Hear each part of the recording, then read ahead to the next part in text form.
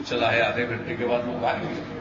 हम तो इंतजार कर रहे थे, तब तक श्री विजय चौधरी जी को उनका फोन आया, ये आकर के इन्होंने हमको सूचना दी। फिर हम जो साथी पार्टी के साथियों को हमने बुलाया, बातचीत किया कि भाई अब क्या करना। तो फिर हमने एक प्रयास और किया, वो किया कि कैबिनेट की मीटिंग बुलाई कि भाई कोई कैबिनेट से इस्तीफा तो दिया नहीं उन्होंने, कैबिनेट तो आज भी एग्जिस्ट करता है और सार्वजनिक बयान था कि हम त्याग पत्र नहीं देंगे। तो कैबिनेट की मीटिंग होगी, उसमें हम लोग चर्चा कर लेंगे। लेकिन जब कैबिनेट की मीटिंग में भी नहीं आए, तब तो फिर हम लोगों को अलग होने का अपना रास्ता तय करना ही पड़ा और पड़ता ही। और इसमें अगर कोई विश्वासघात की बात न करे, विश्वासघात है तो दूसरी तरफ से, और जो लोग अपने बुजुर्गों के साथ विश्वासघात कर सकते हैं वो दूसरे पर क्या आरोप लगाए। जो बुजुर्ग थे उनके अटल जी, अडवाणी जी, उनको भूल गए। हमने अटल जी के कार्यशैली की प्रशंसा की, उस पर लोगों ने बुरा माना। बिहार की अस्मिता की बात की, बिहार के काम की चर्चा की, उसको लोगों ने बुरा माना। यानी अपने काम की चर्चा करना किसी की शिकायत थी, किसी की आलोचना थी। मेरे पार्टी के राष्ट्रीय परिषद में दिए गए भाषण को आप गौर से देखें तो उसमें अपनी बात कही गई है।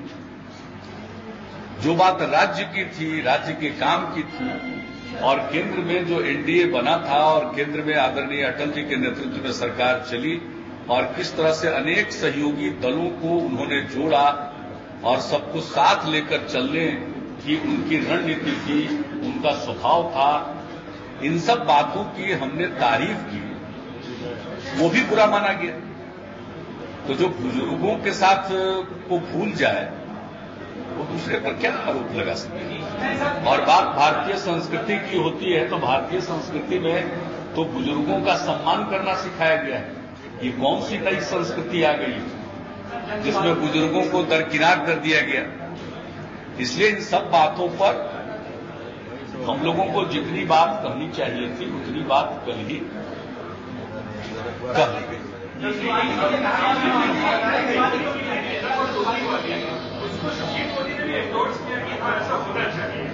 ठीक है, अच्छी बात है। जल्दबाजी को लेकर कौन सी जल्दीबाजी इस बार? अरे तो पहले समय सीमा दिया गया था, क्या कर करके कल तो वही एक्सप्लेन किया गया। कल तो वही एक्सप्लेन किया गया। 3 पेज का हम लोगों का स्टेटमेंट है पार्टी का, वो तो स्पष्ट है। आपके सारे प्रश्नों का उत्तर उसमें है। हम तो चाहते थे कि पर्याप्त समय उनको मिले, वो आपस में तय करें, अपना नेता चुने, चुनाव के पूर्व उसको घोषित करें। नेता कैसा होना चाहिए इसके बारे में हम सार्वजनिक तौर पर पिछले 1 वर्ष से कहते रहे हैं। इन बातों को वहां दोहराया गया, लेकिन उसके बाद जो हालात बने गोवा में, वो हालात स्पष्ट कर रहे थे। दीवार पर साफ लिखा हुआ था क्या होने वाला है। तो हम लोग भी एक पॉलिटिकल पार्टी, तो पॉलिटिकल पार्टी के नाते हम लोगों को भी निर्णय लेना पड़ा है। कोई निर्णय जल्दीबाजी में नहीं लिया गया है, निर्णय सोच समझकर और उचित वक्त पर लिया गया है कि अब इंतजार करना तो अपने को धोखा देने के समान था। इसलिए ये सारी बातें तकनीकी नहीं है और कल हम लोगों ने इन्हीं बातों को स्पष्ट तौर पर एक्सप्लेन कर दिया, उसकी व्याख्या कर दी। इससे उस पर अब आगे कोई अटल बिहारी वाजपेयी जी के मंत्रिमंडल में थे तो उस वक्त गुजरात में मुख्यमंत्री नरेंद्र मोदी थे। क्या आपने कभी उनकी तारीफ की थी? देश भर में उन्हें लाने की बात कही थी, वहां के विकास की बात आपने तारीफ की थी? पता नहीं, आपको मालूम होगा। हम लोग तो अटल जी के नेतृत्व में काम कर रहे थे, उनकी सरकार के मंत्री थे, देश भर में घूमते थे, रेलवे के कार्यक्रमों में जाना पड़ता था, अनेक राज्यों के मुख्यमंत्री शामिल होते थे।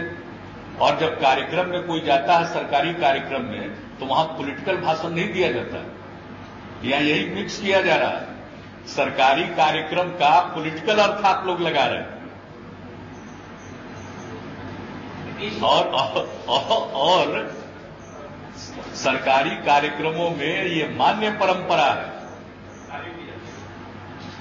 एक दूसरे की शिकायत नहीं की जाती है सरकारी कार्यक्रम में। वो एक प्रोटोकॉल है, एक मान्य सिद्धांत है। इन बातों को समझा करिए। जहां तक पॉलिटिकल बात आप लोग करते हैं, गुजरात में जेडीयू का कभी कोई समझौता नहीं था और जेडीयू को जो भी सीट मिलती है, चाहे 2 मिले या 1 मिले, अपने बलबूते पर मिलती है। नीतीश जी, एक सवाल आप अनिल आडवाणी जी की बात कर रहे हैं। Revolution yesterday, you spoke about how the BJP has moved on from the secular agenda of Atal ji and Advani ji. In the opinion of the JDU, how is the able to make Advani more secular than any other person that you are talking about? देखिए, आडवाणी जी हम लोगों के सरकार में जो अटल जी के नेतृत्व में था, उसमें डिप्टी प्राइम मिनिस्टर थे और अटल जी 2004 तक उनके नेतृत्व में चुनाव लड़ा गया।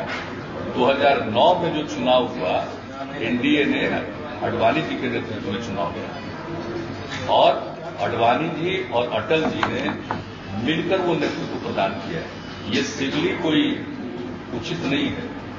जो बीजेपी के साथ समझौता हुआ समता पार्टी का, वो बिहार की तत्कालीन परिस्थितियों के मद्देनजर हुआ, वोट के बिखराव को रोकने के लिए, विपक्षी मतों के ध्रुवीकरण के लिए हुआ था।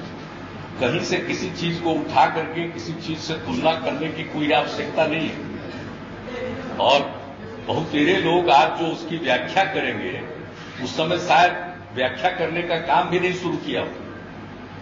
तो जब व्याख्या करें तो पहले रिसर्च कर ले 95 से और तब किसी नतीजे पर पहुंचे।